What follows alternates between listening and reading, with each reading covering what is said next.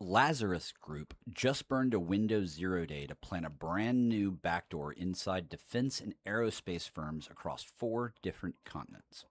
Welcome everyone to the Rainmaker Report. This is Andy Thompson, and here are 3 late-breaking cybersecurity stories that you need to know about. So it seems North Korea's flagship hacking crew is still running the same Operation Dream Job playbook that they've been using for years. It's really simple, actually. Fake recruiter outreach on LinkedIn, a poisoned job description, and suddenly your engineer working on classified missile guidance programs is now running attacker code. Now, in recent weeks, researchers tracked the campaign hitting targets in France, Germany, Brazil, and India. And it seems Lazarus exploited a Windows flaw in Microsoft to escalate straight to system access and then dropped a backdoor that nobody had cataloged before. Aerospace and defense contractors were the prize, which means stolen design data eventually will find itself funding Pyongyang's weapons program. Yeah, and here's what's at stake, folks, okay? Microsoft has since patched the vulnerability, which is good, but that still means that any unpatched box is potentially at risk right now.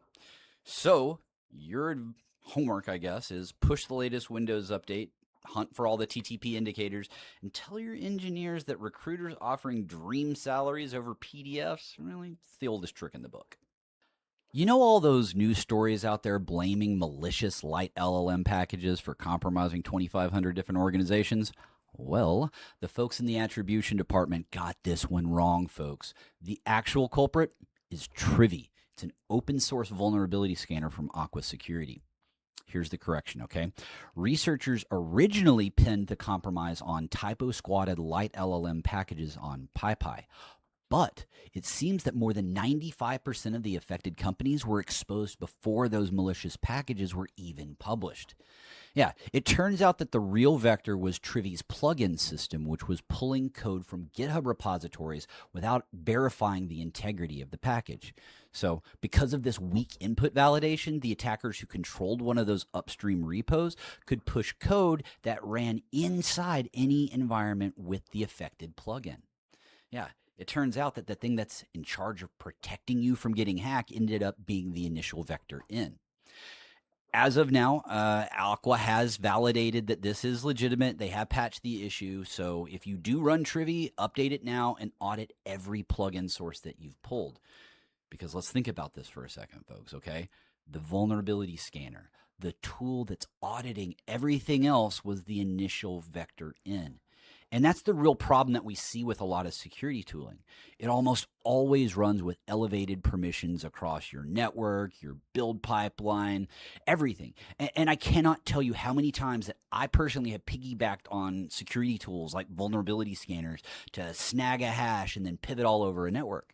Simply put, all an attacker wants to do is pop a security tool because that allows them to own the whole damn system. So I guess the moral of this story is really, really simple, folks.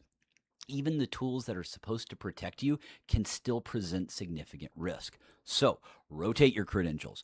Implement zero standing privileges, or at least privilege, okay? Your vulnerability scanner does not need domain admin rights. You know what I mean? All right, in our last story of the day, macOS users, there's a new Rust-based infostealer called AmnesiaStealer, and it doesn't just grab your passwords, it hands the attacker a steering wheel to your Chromium browser sessions. Here's the play. So attackers set up fake GitHub pages titled Download for macOS that's dressed to look like a verified publisher. Victims will land on it, get hit with a ClickFix style lure, and then paste a command into terminal that pulls down this multi-stage payload. Once it's running, AmnesiaStealer hijacks Chromium browsers directly, meaning that the attackers can actually watch your sessions live. They can ride on top of your logins and then drain the accounts while you're still signed in.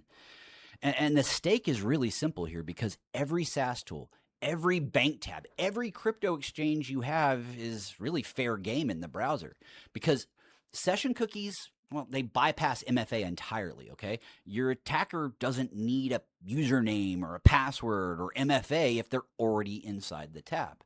So if you ran a terminal command from a GitHub page recently, you need to wipe that machine.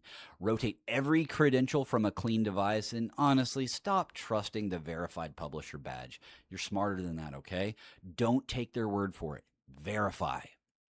All right, folks. Well, that about wraps up today's stories. This is Andy Thompson signing off.